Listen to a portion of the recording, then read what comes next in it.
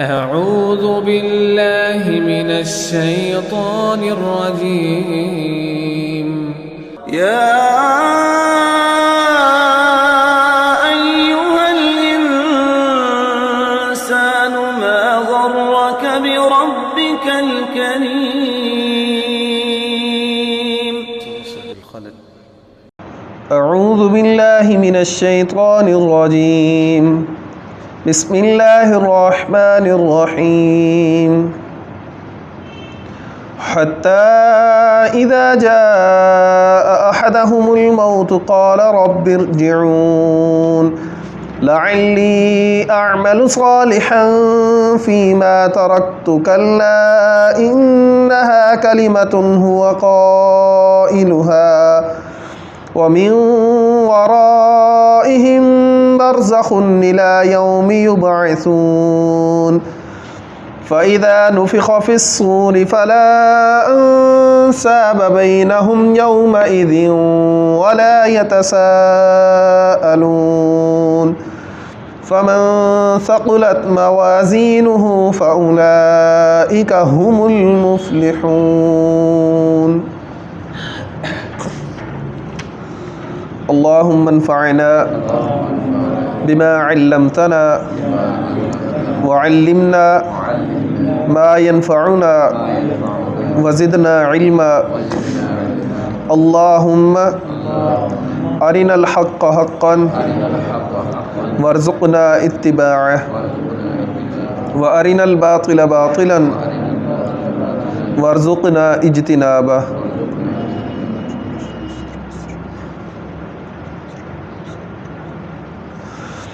حتیٰ کہ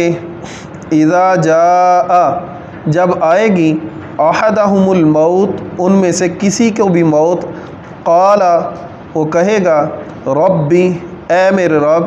ارجعونی آپ مجھے واپس بھیج دیں لعلی تاکہ میں اعمل صالحا صالح اعمال کروں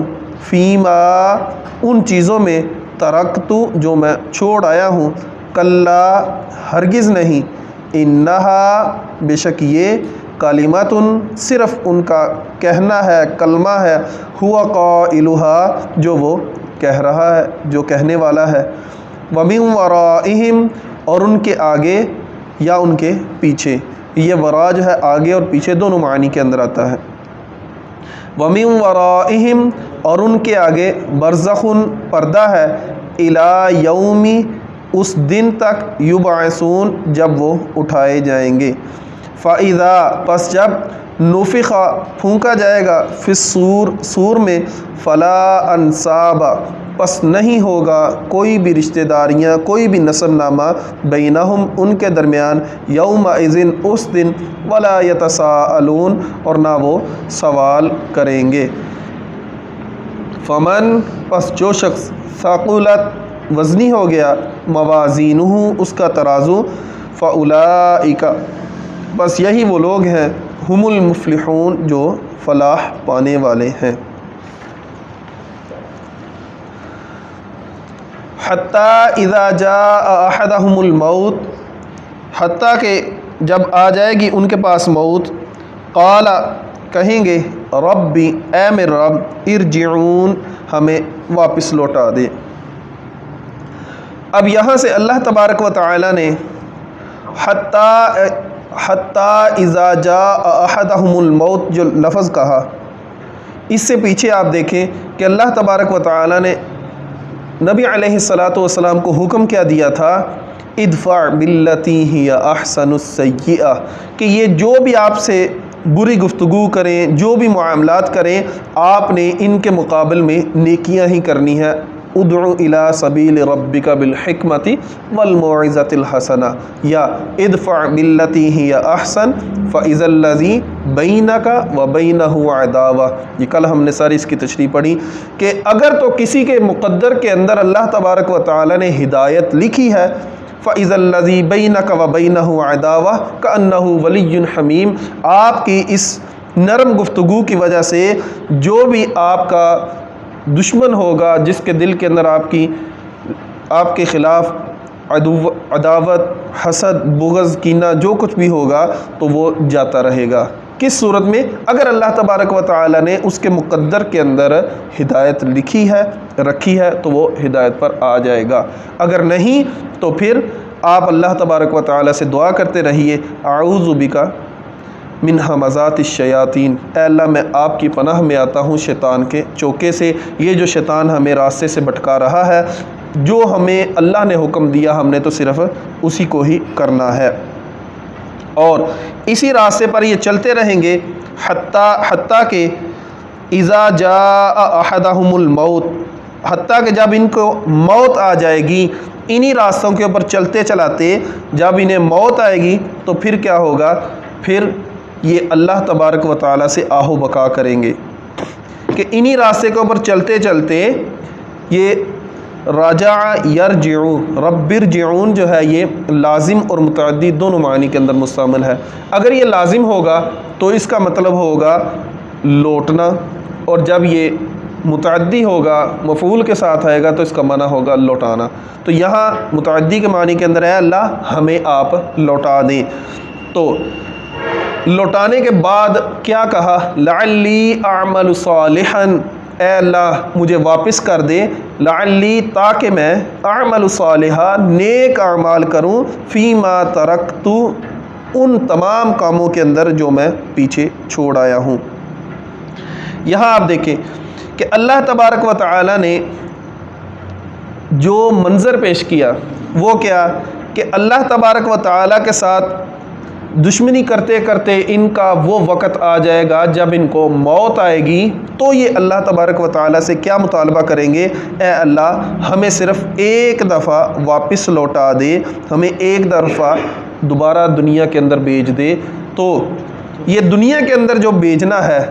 اس کے جواب کے اندر اللہ نے کہہ دیا کلا، ہرگز نہیں۔ کیوں؟ کیونکہ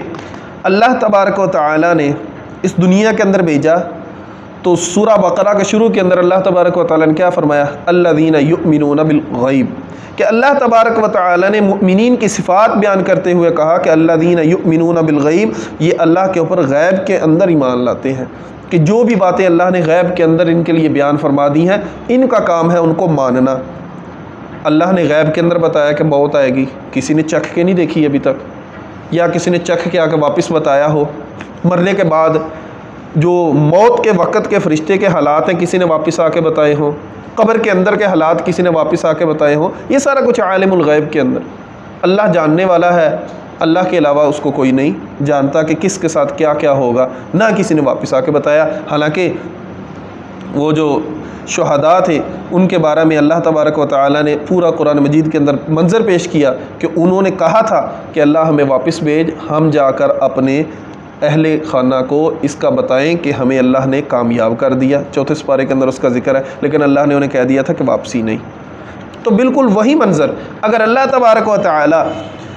کسی ایسے شخص کو جو برے کام کرتا رہا اس دنیا کے اندر اور مرنے کے بعد وہ اللہ سے دعا کرے اللہ مجھے ایک دفعہ واپس بھیج دے پھر میں نیک عمل کروں گا، تو اگر اللہ نے اس کو واپس بھیج دیا تو پھر غیب کا تو معاملہ ہی ختم ہو گیا۔ اس نے موت کا ذائقہ چکھ لیا،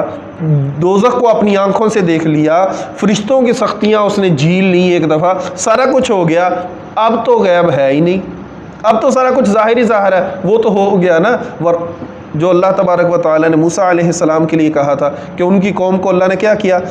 وَرَفَعْنَا فَوْقَكُمُ الطُّورَ، کہ ہم نے تمہارے اوپر طور پہاڑ کو اوپر جب مسلط کیا تم نے پھر حق کو مانا۔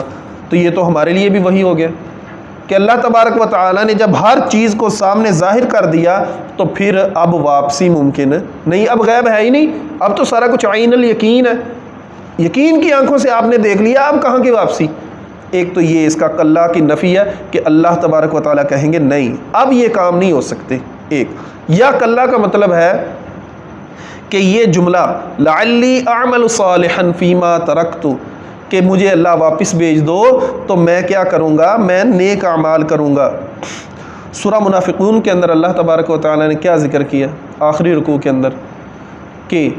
فیقول ربی لولا اخرتنی الی اجل قریب فاصدق واکن من الصالحین، کہ اللہ مجھے تھوڑی سی مہلت دے دو، فرشتوں سے کہے گا فرشتے مجھے تھوڑی سی مہلت دے دو، میں کیا کروں گا؟ صدقہ کروں گا، فاصدق واکن من الصالحین، میں ضرور صدقہ کروں گا اور میں صالحین میں سے ہو جاؤں گا۔ لیکن اللہ تبارک و تعالی نے کیا کہا؟ انہا کلمۃ هو قائلها، یہ صرف ان کے زبان کی بات ہے، یہ عملی طور پر اس کا کبھی بھی اظہار نہیں کریں گے۔ سورہ انعام کے اندر اللہ نے فرمایا وَلَوْ رُدُّوا لَعَادُوا لِمَا نُهُوا عَنْهُ، اگر ان کو لوٹا دیا جاتا، اگر واقعتاً ان کو ان کی دعا کے مقابل کے اندر لوٹا بھی دیا جائے تو لَعَادُوا لِمَا نُهُوا عَنْهُ، تو یہ پھر وہی کام کریں گے جن سے ان کو منع کیا گیا، یہ پھر بھی وہی برے کام کریں گے۔ یہ اللہ تبارک و تعالی واقعتاً عالم الغیب ہے، اور اللہ تبارک و تعالی نے پہلے ہی بتا دیا، اللہ تبارک و تعالی نے پہلے ہی ہر کسی کے لیے حق لکھ دیا کہ کس کا کیا کیا انجام ہوگا۔ اور یہ جو رجع ہے نا، ارجعون، اب یہاں دیکھیں کہ پیچھے مخاطب جو ہے وہ تو صرف اللہ تبارک و تعالی ہے کہ اے اللہ مجھے واپس کر، اور ارجعون یہ جمع کا صیغہ ہے، تو اس کے اندر مفسرین نے مختلف جو ہے اس کی توجیحات بیان کی ہیں۔ پہلی تو یہ کہ اللہ تبارک و تعالیٰ کے دربار کے اندر پیش کرنے کے لیے جو ملائکہ اس کو لے کر جا رہے ہیں، یہ ان کو بھی ساتھ ملا کر ان ملائکہ سے جو ہے وہ دعائیں التجائیں کر رہا ہے، مناجات کر رہا ہے کہ چھڑ دو مجھے، اللہ کے لیے چھوڑ دو مجھے، اللہ کے لیے چھوڑ دو۔ اللہ سے مخاطب بلا ان کو رہا ہے کہ اے اللہ انہوں کو چھڑ دو، اے اللہ انہوں کو مینوں چھڑ دو، مینوں ایک باری واپس جا لین دو۔ یہ بالکل وہی منظر ہے۔ انہا کلمۃ هو قائلها، یہ صرف ان کے کہنے کی بات ہے، ان کے زبان کی بات ہے۔ ومن ورائہم برزخ الی یوم یبعثون، اور ان کے آگے ایک پردہ ہے یا ان کے پیچھے ایک پردہ ہے۔ اور آپ دیکھ لیں کہ قبر جو ہے، یہ مرنے کے بعد جو ہے ہر کسی کو قبر نصیب نہیں ہوتی۔ کچھ لوگ جو ہیں وہ جیسے سمندر کے اندر سفر کرتے ہوئے بحری جہاز ڈوب گیا، سمندر برد ہو گئے، لاشیں ملی نہیں۔ دور دراز مقامات پر جہاز جا رہا تھا، کرش ہو گیا، ہوائی جہاز کرش ہو گیا، لاشیں ملی نہیں۔ میدان جنگ کے اندر بہت سے مجاہدین جو ہیں، بم بلاسٹ ہوا، باڈی کے چیتھڑے اڑ گئے، فوجیوں کے چیتھڑے اڑ گئے، قبریں بنی ہی نہیں۔ یہ ہر مرنے کے بعد جو اگلی سٹیج ہے اس کو برزخ کہتے ہیں، پردہ، کہ اس دنیا فانی سے کوچ کرنے کے بعد جس حالت کے اندر بھی ہے انسان وہی اس کا برزخ ہے۔ اور اگر اس کو من ورائہم سے پیچھے کہیں پردہ تو پھر اس دنیا سے وہ پردہ کر چکا، اور اگر اس کو من ورائہم سے مراد آگے کا کریں تو پھر اللہ تبارک و تعالیٰ کے دربار میں پہنچنے سے پہلے بھی ایک پردہ، کہ ابھی وہ درمیان کے اندر ہے، اس کے آگے بھی پردہ، اس کے پیچھے بھی پردہ۔ آپ دیکھ لیں کہ برزخی زندگی کے اندر اللہ تبارک و تعالیٰ نے اس کو پیچھے کیے ہوئے اعمال کی جھلک دی اور اگلے انجام کی اس کو ہلکی سی جھلک دی، دونوں کی۔ نبی علیہ الصلوۃ والسلام نے حدیث مبارکہ کے اندر موجود ہے، فرمایا کہ جب آدمی قبر کے اندر جاتا ہے تو جو نیک اعمال کر کے گیا ہوتا ہے تو ایک خوبصورت نوجوان اس کے پاس آتا ہے، اور وہ جب پوچھتا ہے کہ تم کون ہو تو وہ آگے سے کیا کہتا ہے؟ میں تیرے اعمال ہوں جو تو دنیا میں کرتا رہا۔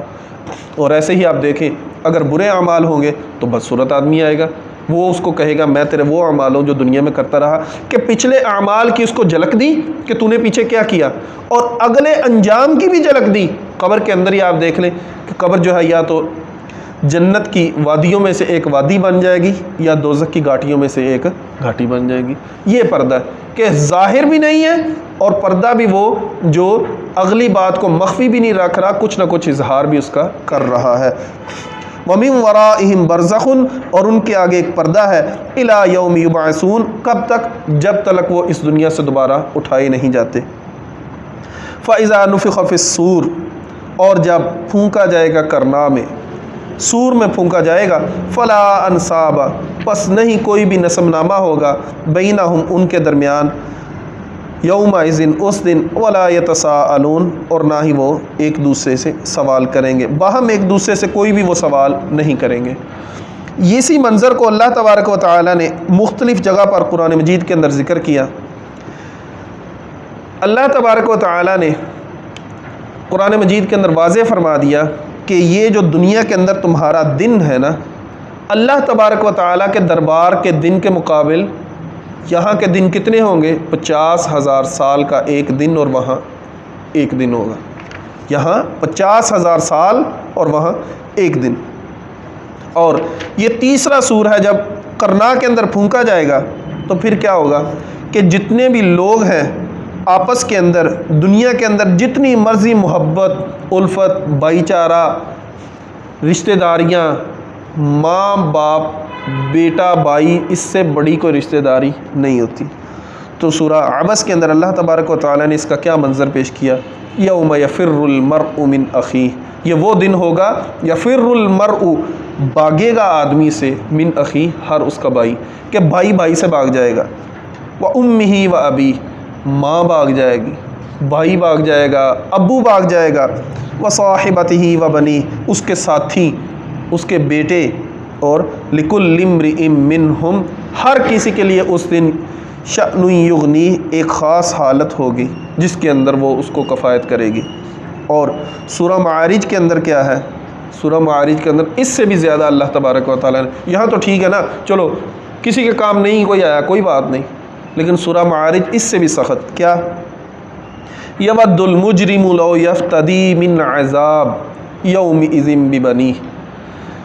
اس دن خواہش کرے گا مجرم کہ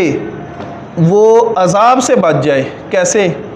لو یفتدی، اگر وہ فدیے میں دے دے، اگر وہ اپنی جگہ متبادل دے دے۔ دنیا کے اندر ہوتا ہے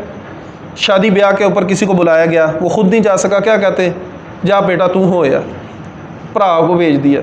بہن کو بھیج دیا، بھائی کو بھیج دیا، کسی عزیز و قارب کو بھیج دیا، شمولیت ہو جاتی۔ وہاں بھی وہی خواہش کرے گا، لو یفتدی، کاش کہ وہ عذاب کے اندر بھی فدیے میں دے دے، کس کو؟ ببنی، اپنے بیٹوں کو، وصاحبتہ، اور اپنی بیوی کو، واخی، اپنے بھائی کو، وفصیلتہ، اور اپنے خاندان کو، التی تؤوی، جو دنیا کے اندر اس کی ساتھ دیتے رہے، ہر نیک برے کام کے اندر قبیلے والے اس کا ساتھ دیتے رہے، قبیلے والوں سے مل کے ہی آدمی زیادہ کام کرتا ہے نا۔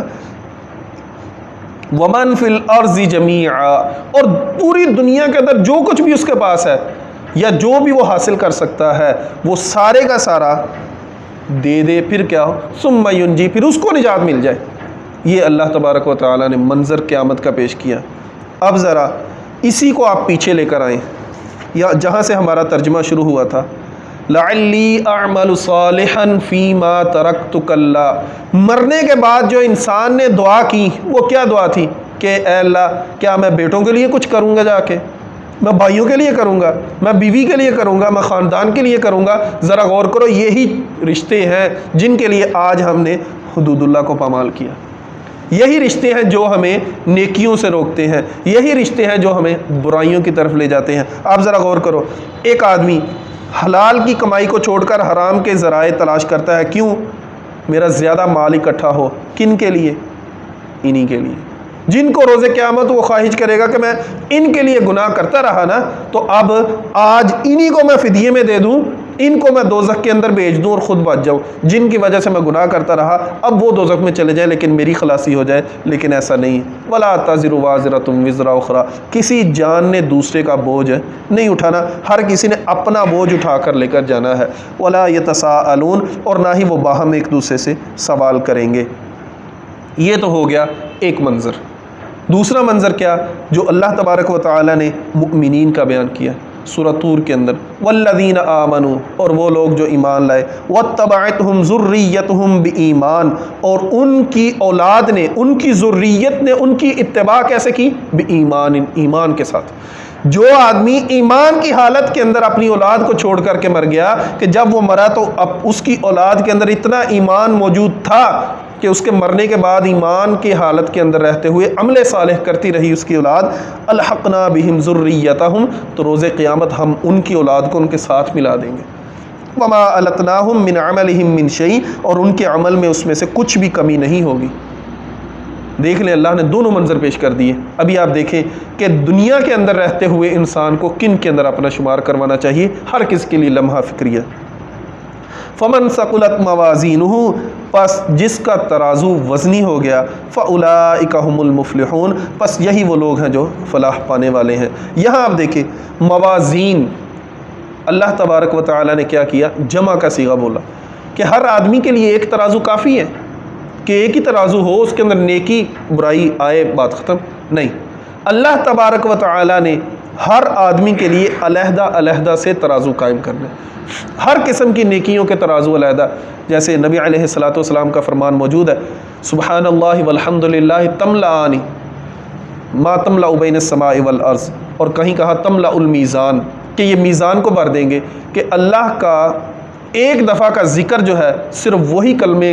وہی کلمہ جو ہے ایک دفعہ ترازو کو بھر دے گا، بلکہ ایک حدیث مبارکہ کے اندر لا الہ الا اللہ بھی کلمہ جو ہے وہ ترازو کو بھر دے گا۔ یعنی کہ آدمی کے جو اعمال ہیں اس کے تقوی کے اعتبار سے، اس کی نیت کے اعتبار سے، اس کے حالات و واقعات کے اعتبار سے علیحدہ علیحدہ سے وزن رکھتے ہیں، اور یہ وزن انشاءاللہ کل کو قدر تفصیل سے بیان ہوگا، کیونکہ کل دوسرا اعمال بھی ہے، کیونکہ بہت سارے لوگ ہیں جو ظاہری طور پر نیک ہوں گے لیکن ان کے اعمال جو ہیں وہ ہباء منصورہ ہوں گے، بالکل خاک کی طرح اڑ جائیں گے۔ وآخر دعوانا ان الحمد للہ رب العالمین۔